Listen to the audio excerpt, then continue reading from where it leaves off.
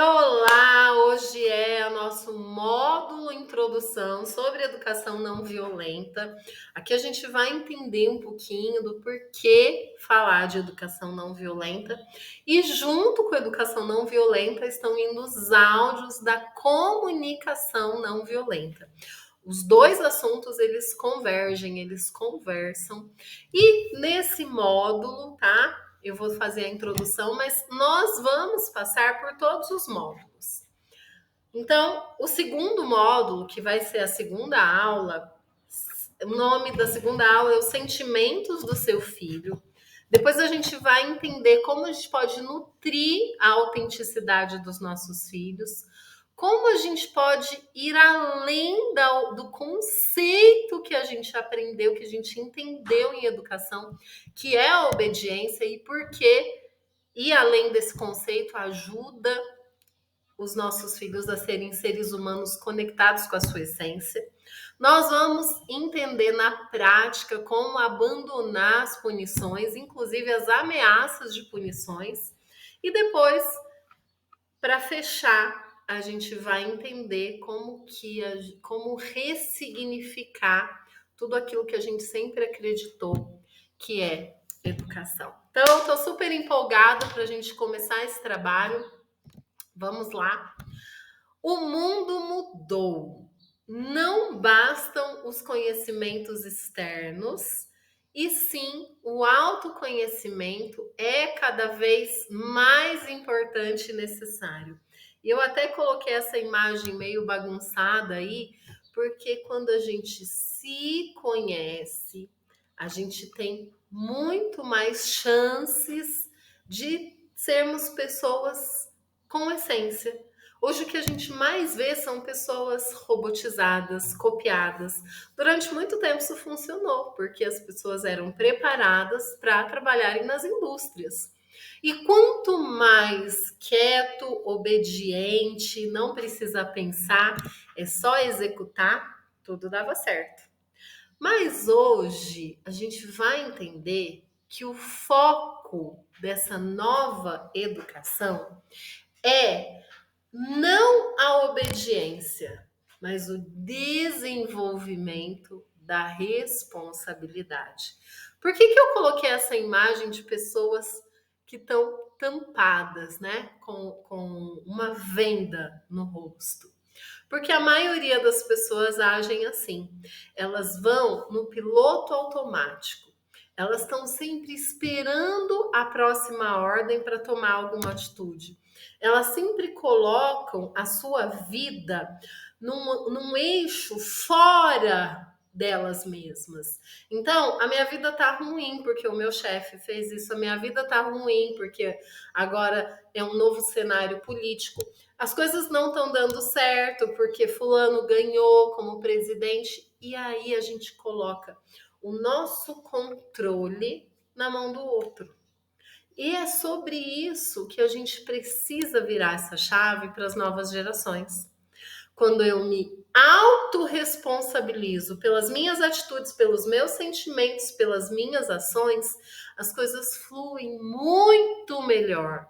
Porque se é sempre o outro, sempre a política, sempre. Não estou dizendo aqui que tudo isso não influencia. Claro que influencia. Mas quando eu tiro o meu poder da autorresponsabilidade, é como se eu tirasse 90% da minha essência enquanto ser humano. Porque sim, nós não controlamos tudo, mas nós temos controle de muitas coisas. E é sobre isso que é o foco da educação não violenta. Porque a obediência, se eu quero que o meu filho seja obediente, Aline, esse é o meu objetivo como pai, como mãe, que essa criança me obedeça de forma cega. Eu estou fazendo um caminho neuronal de que sempre alguém vai me dizer o que fazer. Quando eu mudo isso, e não estou dizendo que é fácil, não estou dizendo, mais uma vez eu digo sempre a mesma coisa. Nossa geração dá aos filhos algo que não teve, e isso é difícil. Mas quando eu tiro o foco de que meu filho tem que me obedecer, para por que eu estou dizendo isso? Qual a sua responsabilidade nessa situação? Eu já vou mostrando para essa criança, mesmo que ela seja bem pequena, que ela tem escolhas, que ela pode se ouvir. Porque mesmo que eu não estiver perto, ela vai fazer o que é certo. E não porque alguém mandou. Isso é a liberdade que a gente precisa criar nesses novos seres humanos, nessa nova geração. Eu gosto muito desse conceito da antroposofia que diz que tudo o que o seu filho veio buscar até os seus 7 anos de idade está em vocês. Em você, pai, em você, mãe. O que vocês fazem fala tão alto que o seu filho não escuta o que vocês fazem. O que vocês falam. Deixa eu explicar por que essas duas frases estão aqui. Então, para mim, no meu entendimento e no entendimento da antroposofia, que é uma ciência espiritual que eu estudo e me conecto muito com o meu método, os nossos filhos nos escolhem para que a gente seja portal de vida e de aprendizagem. Então, muito do que os nossos filhos vieram buscar, nós precisamos transbordar. Mas se os nossos filhos vêm buscar aprendizado e eles encontram grito, violência, castigo, ameaça, pode ser que a alma deles pense assim: será que eu escolhi errado? Quando a gente pensa em criar filhos, né, é uma jornada. E essa jornada envolve não o que a gente fala, embora a gente, pai e mãe, ame fazer uma palestrinha na cabeça das crianças e dizer o porquê e blá blá blá blá blá blá blá blá, blá. Mas na verdade, o que acontece é que os nossos filhos imitam aquilo não que ele escuta nós falarmos, mas que ele observa nós fazermos. É por isso que eu acredito que a gente precisa sim entender os nossos filhos também como nossos professores. Os nossos filhos também são nossos professores de vida. Eles estão o tempo todo nos dando mensagem. Quando o nosso filho está chorando, está um pouco, às vezes até um pouco agressivo, esse é o momento da gente parar e olhar para a gente mesmo. O que é que eu estou mostrando, não com o que eu falo, mas principalmente como eu ajo, que está reverberando no meu filho? Então, se eu quero uma pessoa que tenha relacionamentos saudáveis, eu preciso que o meu filho observe o meu relacionamento também saudável. Se eu tenho o hábito de brigar na frente do meu filho, de discutir, ou muitas vezes de uma forma sutil, mas de ser sarcástico, de não dizer o que eu preciso, mas sempre acusar o outro, e às vezes num nível mais sutil, que nem tem briga, que nem tem discussão, mas a criança percebe esse modo de ação.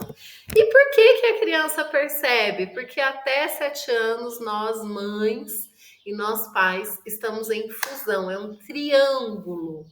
É um triângulo das emoções. Agora a relação não é só pai e mãe.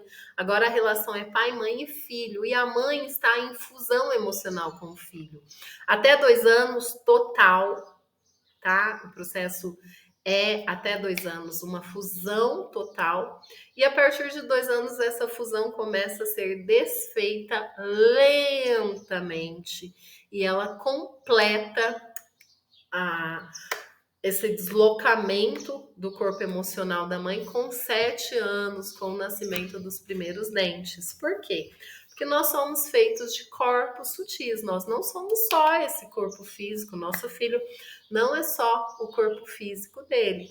E aí a gente tem, dentro da antroposofia, da entidade humana, né, em essência, nós temos o pensar, o sentir e o querer. E quando a gente fala de educação não violenta, também está conectada com a trimembração, né? Essa essência da entidade humana, porque a gente trabalha o sentir.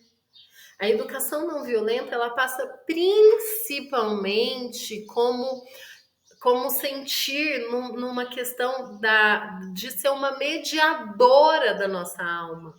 Porque se a gente se permite sentir de verdade, quando a gente não está sendo gentil, na hora a gente vai parar e vai olhar, porque eu estou tão agressiva, porque eu estou tão irritada, porque eu estou tão irritado, porque eu estou olhando e passando essa educação pelo meu filtro do sentir. E aí eu vou entender que não é com a minha criança. A criança faz o que faz, porque ela tem ainda, né, uma jornada para entender o que pode, o que não pode. Ela está ali experimentando o mundo através dos 5 sentidos. Mas quando eu me percebo, quando eu ouço as minhas emoções através do filtro do sentir, eu consigo pensar e querer em equilíbrio. Então, a educação não violenta passa por isso. E por que o autoritarismo ele é algo insustentável e a permissividade, que é o outro extremo, também não é algo que nós buscamos na educação não violenta? Porque o autoritarismo ele nos desconecta de uma forma muito violenta.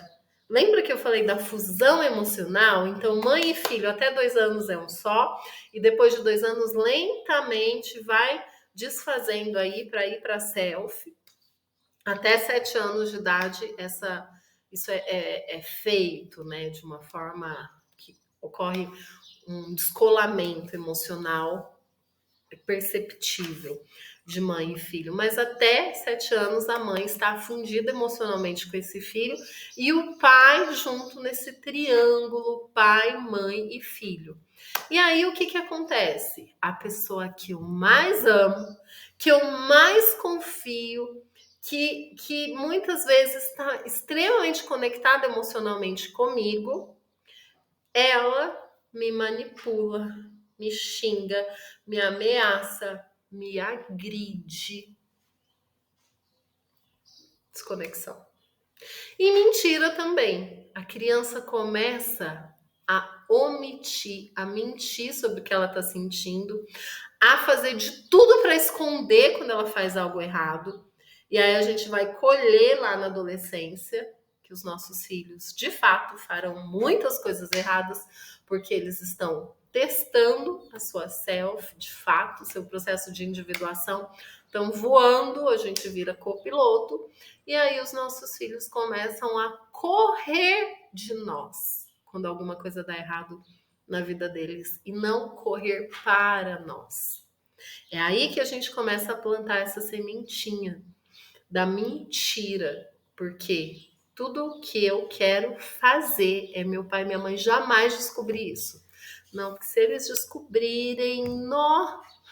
E a gente pensa que a criança, mesmo a criança pequena, ela não percebe as coisas, porque ela talvez não tenha vocabulário, ela não sabe ainda se expressar, né, de forma como um adulto, mas a criança, ela percebe tudo. Nós somos o mesmo campo eletromagnético do nascimento até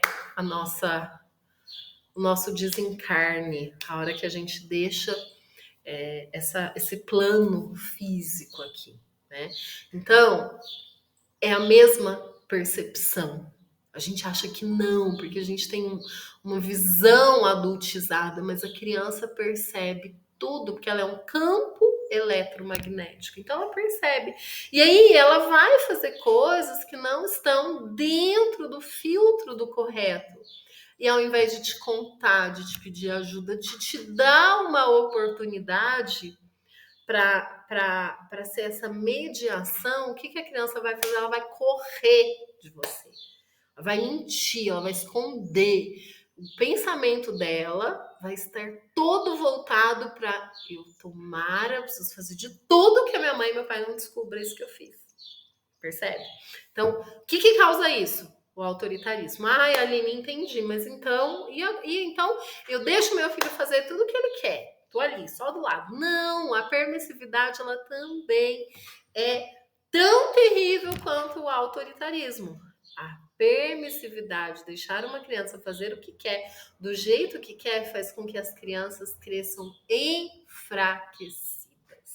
A permissividade é abandono parental. Eu poupar, eu fazer de tudo para que meu filho não tenha nenhuma frustração, é terrível para a vida dele. Permitir o choro, dizer, eu entendo o que você está chateado, mas você está chateado porque você quer brincar com o meu remédio. Você quer brincar com a caixa de meu remédio. Tá bom, toma, para você parar de chorar. Eu tô colocando a vida dessa criança em risco por uma permissividade, porque muitas vezes eu estou tão irritado e tão desconectado das minhas emoções que eu não consigo escutar esse choro. Não consigo escutar esse choro da minha criança. Mas lembra, nós estamos em fusão emocional. Muitas vezes o choro da nossa criança é o choro que nós não nos permitimos chorar. E a gente não quer olhar para isso e a gente se sente irritado que a criança tá ali chorando. E aí a gente acha que deixa ela fazer então o que ela quer. Ou então ameaça ela. Não. É o caminho do meio. E qual que é o caminho do meio? O caminho das emoções. O caminho de entender que educação é ponte. Educação é caminho. Educação é jornada. Não existe receita de bolo. A educação precisa ser pensada a longo prazo. Nós somos ainda uma sociedade imediatista. A gente come comida lixo porque é rápida, porque é gostosa. E não tem problema, se depois eu vou ficar a longo prazo, eu vou ficar com diabetes, eu quero comer agora. O que é gostoso de comer, que eu vou comer. É rápido. Nós somos a geração do fast food emocional. Eu vou me jogar embaixo de 10 séries da Netflix, não vou sair do quarto para eu não precisar me ouvir. Eu preciso de barulho, eu vou pro shopping, vou pro show, vou pra balada para eu não me escutar. Percebe que a gente é uma geração imediatista? E aí a gente acha que na educação o negócio é resolver o choro agora. Tá chorando por causa do remédio? Brinca com essa porcaria desse remédio também. Não tá chorando agora, mas então vai ficar sem passear. Papai e mamãe tá triste com você. Imediatismo. A gente não pensa nas habilidades que a gente precisa desenvolver. Porque a gente sabe quanto tempo que os nossos filhos ficam com a gente? 23% da vida deles. 23%. Mas a gente olha para os nossos filhos e a gente pensa, vai ficar comigo o resto da vida. Não é. Principalmente, né, por exemplo, no meu caso, com 17 anos eu fui estudar. Então eu fiquei 23% da vida com meus pais, depois sozinha. E quais foram as habilidades que os meus pais, claro que não pensaram em nada, né? Imagina, naquela época, anos 80, vida louca. Então hoje a gente precisa ter essa consciência. Nós ficamos 23% da vida do nosso filho com ele. Um pouco mais, um pouco menos, não, mas no mínimo 23%. E depois, né, vamos pensar, vai sair de casa depois da faculdade, não sei. Mas vamos pensar, 30% da vida do nosso filho, ele fica com a gente. Pensando numa média básica aí da vida do brasileiro, é muito pouco para a gente não pensar em criar habilidades de vida. É na infância que a gente ensina autorresponsabilidade, resiliência, tolerância à frustração, alfabetização emocional. Não dá para terceirizar para a escola, para babá. Não dá. Função nossa como pais fazer as habilidades de vida. Mas a gente está tão concentrado em resolver aquele perrengue na hora. Não estou dizendo que os incêndios não precisem ser apagados. Claro que precisa. Criança está chorando, a gente precisa de ferramentas para lidar com aquilo, mas ferramentas que a gente consiga pensar numa habilidade que ele está desenvolvendo, porque isso é de fato educação, tá? Mães e pais não são responsáveis pela felicidade plena dos seus filhos, mas sim guias facilitadores para que eles, como indivíduos livres, encontrem seus próprios caminhos. Você é o guia que seu filho precisa?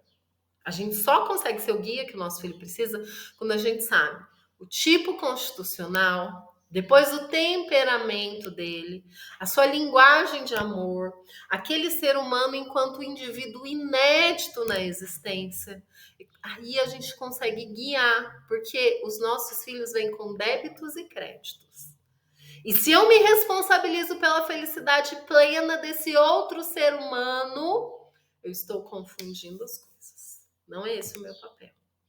O meu filho vai crescer, vai virar um adulto e vai encontrar o seu próprio caminho. Eu vou ser um guia durante um curto período de tempo na vida dele para facilitar que ele encontre esse próprio caminho. A nossa mais elevada tarefa deve ser a de formar seres humanos livres, que encontrem propósito e direção para suas próprias vidas, que saibam olhar para eles enquanto essência humana e não manada. Hoje nós vivemos a era das manadas, né? A era da rede social, onde tem uma moda, tá todo mundo fazendo. Tem uma dancinha, tá todo mundo imitando. Ninguém pensa. A gente só faz. Um tá fazendo, vamos fazer. Deve ser bom. E a gente tem que pensar em criar filhos para que eles sejam livres e encontrem propósito para a vida deles.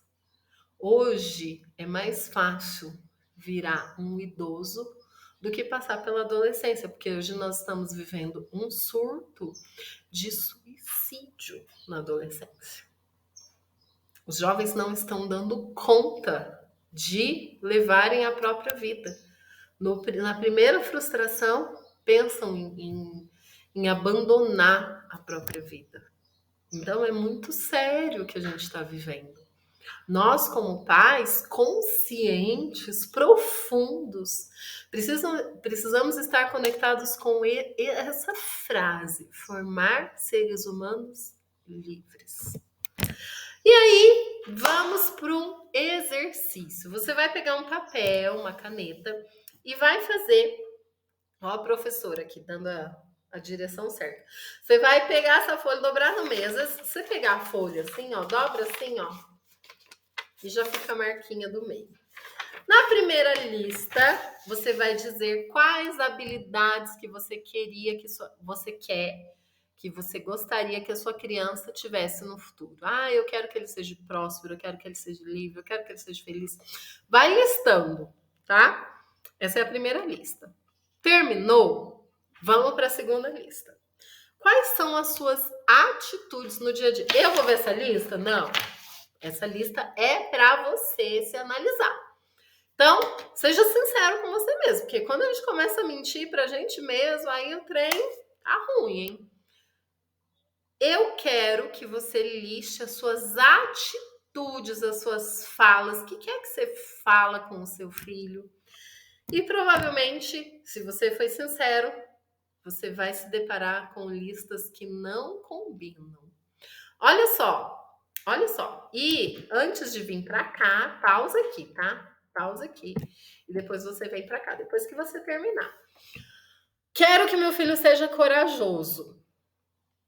Essa é uma habilidade que eu quero que meu filho tenha. Mas quando eu vou olhar para as minhas atitudes, eu dou tudo pronto na mão do meu filho. Eu sou aquela mãe que aponta os lápis dele para ele levar para a escola o lápis apontado. Não combina. Se eu quero que meu filho seja corajoso, ele precisa fazer as coisas por ele mesmo, ele precisa se arriscar, ele precisa olhar e falar, nossa, isso aqui não foi bem feito, eu posso fazer melhor, ou isso aqui eu esqueci, isso aqui eu não fiz. Claro que, né, de acordo com a idade da criança, não é? Uma criança de 3 anos, agora que esquente o próprio leite, não é isso. Mas se eu quero um filho corajoso, eu preciso trabalhar a autonomia, preciso trabalhar a autoestima, quando a gente deixa uma criança fazer as coisas que ela já consegue, né?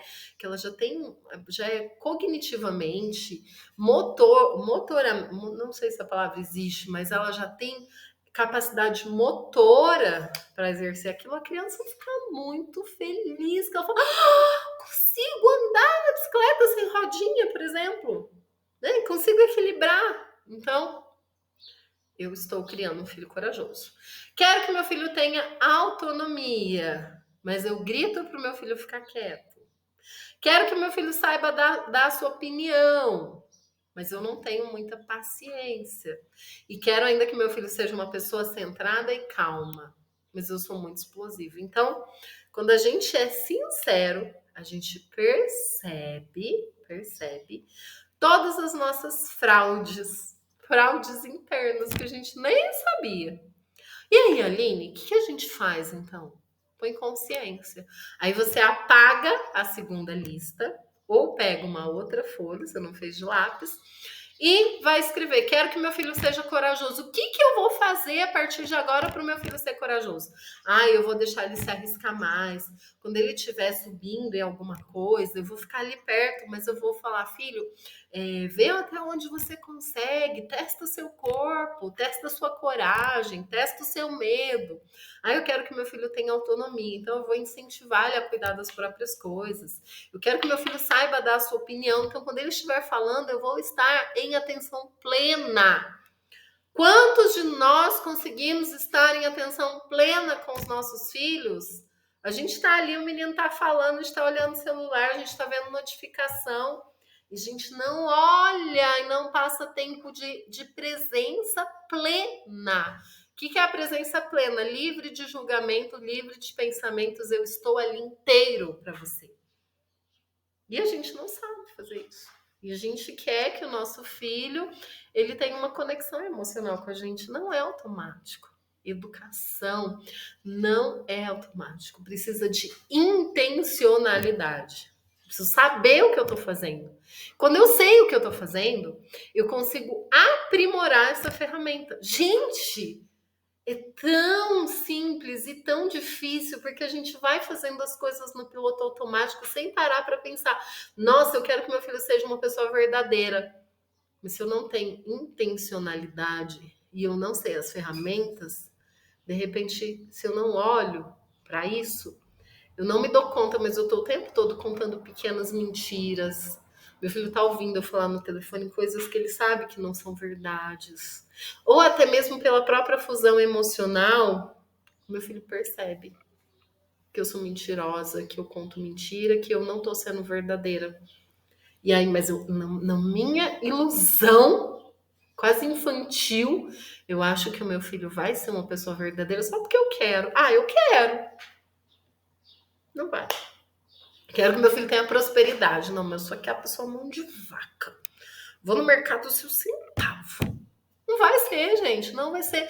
O que você fala tão alto que eu nem escuto o que você diz. Simples assim, tá? Então, essa lista, ela é dureza quando eu fiz, e eu faço sempre, e também não estou aqui como mentora, como professora, mas não quer dizer que eu sou uma pessoa perfeita, uma mãe perfeita, longe disso. Minha meta é 1% melhor a cada dia. E sempre vira e mexe que eu tô no treinamento, que eu tô dando treinamento, eu mesma faço essa lista e falo: Aline, olha aqui! Tá? Dureza fazer, mas façam, porque ela é muito libertadora. Na maioria das vezes, queremos que nossos filhos nutram certas habilidades, mas no dia a dia temos atitudes completamente contrárias ao que desejamos nutrir. Vou dar um exemplo muito básico disso, né? Eu, Aline, que preciso, é que eu quero. Além de eu querer, eu também preciso, por conta da saúde, emagrecer. Mas aí eu vou comer o chocolate, eu vou pensar, tudo bem, esse chocolate gostoso aqui, né? Vou comer 5.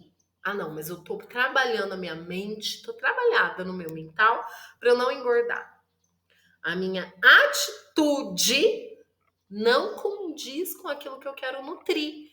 Uma alimentação saudável, consciente. não conversa, né? O que você faz fala tão alto que eu não escuto o que você fala. E educar sem violência, Aline, é uma modinha do momento. Não. O país mais feliz do mundo, que é a Dinamarca, há mais de 40 anos, baseia a educação das crianças em métodos não violentos. A gente já tem pesquisas que mostram que a felicidade está muito conectada com a criança que a gente foi um dia, para que as futuras gerações possam ter o repertório de ser. Hoje em dia nós temos muitas coisas, nós temos alta tecnologia, nós temos coisas inacreditáveis. Em um século, o que a humanidade progrediu é incrível. A gente tem a biblioteca de Alexandria na palma da nossa mão. Gutenberg, antes da invenção da prensa, um livro precisava ser copiado à mão. E, gente, sabe quanto custava um livro na época de Gutenberg? Uma fazenda uma vinícola. Sei lá, quanto custa uma fazenda com muitos hectares para poder ter plantação de uva? R$ 1 milhão, 800 mil reais.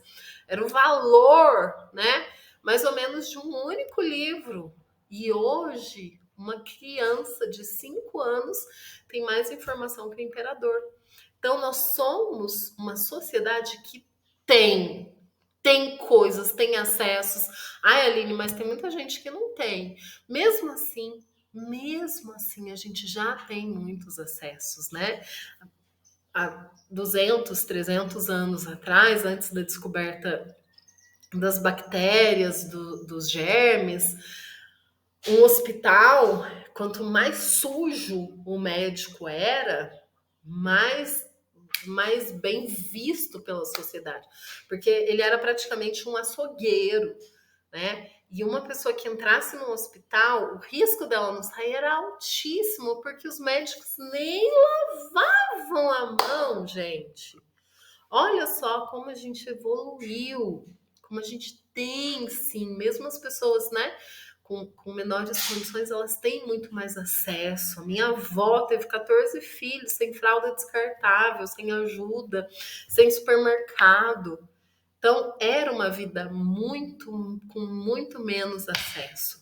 Mas está faltando o repertório de ser. Porque o ter nunca substitui o ser. Então, o que a gente precisa nutrir nessa geração que nos foi confiada, essa próxima geração nos foi confiada para que a gente nutra elas, para que elas não precisem mais curar tanto a criança que elas foram um dia, como a gente ainda tem que curar e olhar. E por falar em infância, por falar em a criança que a gente foi um dia, essa sou eu, no alto da minha sabedoria de 4 anos de idade, fazendo careta ali. Educar também é transbordar quem a gente é. E se você não está disposto a olhar para isso, você só vai se estrepar. Porque 99% das suas atitudes como pai, como mãe, vem da criança que você foi um dia. Se você não olha para ela, você vai se irritar. Você vai ter atitudes e falas incoerentes com o que você quer. Porque essa criança grita dentro de você. Então, é muito importante olhar para essa criança que você foi. Aline, mas eu fui abusada, eu fui negligenciada. Olha, acolhe, pega essa foto dessa criança e põe num lugar que você pode olhar para essa foto sempre. E olha para essa foto e diz assim: tá dando certo, viu? Não precisa ficar com medo, não, que olha, tudo que a gente sonhou, eu tô fazendo acontecer. Para que essa criança se sinta acolhida por você. Porque não importa o que fizeram com você, o que importa é o que você faz hoje, enquanto adulto, maduro, com o que fizeram com você. Então, por pior, por mais trágico que tenha sido a sua infância, você vai precisar olhar para essa criança interior, porque a gente transborda quem a gente é. E a gente é um monte de coisa que às vezes a gente quer esconder. São as nossas sombras. Mas quanto mais você esconde da sua sombra, maior ela fica. E aí, voltando para esse conceito da antroposofia de pensar, sentir e querer, O nosso maior objetivo com a educação não violenta é que os nossos filhos pensem, sintam e queiram em harmonia. Porque uma pessoa que vira adulta e só pensa, pensa, pensa, pensa, pensa, mas nem sabe o que ela quer, nem sabe fazer, não pratica, ela tá sempre pensando com uma nova ideia. Não, porque eu tô com um novo projeto, mas olha, quando ele ficar perfeito, eu ponho pra rodar. Quantas, só de falar que eu já pensei num monte de gente que eu conheço. Ou aquela pessoa que pratica, faz, faz, faz, faz sem pensar. Possível. Quebra um negócio, quebra outro, quebra 10. Mas tá sempre fazendo porque ela não pensa. Qual que é o filtro? Sentir. A gente precisa ter esse centro para que a gente alinhe o pensar, o sentir, o querer. Claro que não é perfeito, né? Nunca vai ser perfeito porque a gente tem chão aí pra gente chegar. Mas o agir consciente é a meta da educação não violenta. Que os nossos filhos saibam sentir. Em ressonância com o pensar, o querer, fazer ou praticar. Tá bom? E para a gente encerrar, eu quero colocar aqui uma música que eu gosto bastante. Deixa eu só ver se o link dela vai funcionar.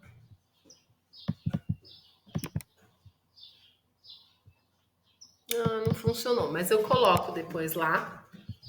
Não tá carregando o link aqui. E acho que se eu sair dessa tela, eu saio da gravação, mas eu vou colocar. E essa música, ela diz basicamente isso. Eu sou maior do que eu era antes. Estou melhor do que eu era ontem. Eu sou filho do mistério e do silêncio. Somente o tempo vai me revelar quem sou. E eu quero que vocês saiam dessa aula, dessa nossa introdução, maiores do que vocês entraram. Maiores na percepção do que a educação não violenta pode significar na vida de vocês. E gratidão, fizemos juntos aqui essa aula. Ele não está aqui, está nos bastidores, mas é o meu sócio de vida, o Will Amaral, nossos contatos e até a nossa segunda aula, que é os sentimentos dos nossos filhos. Até a próxima aula.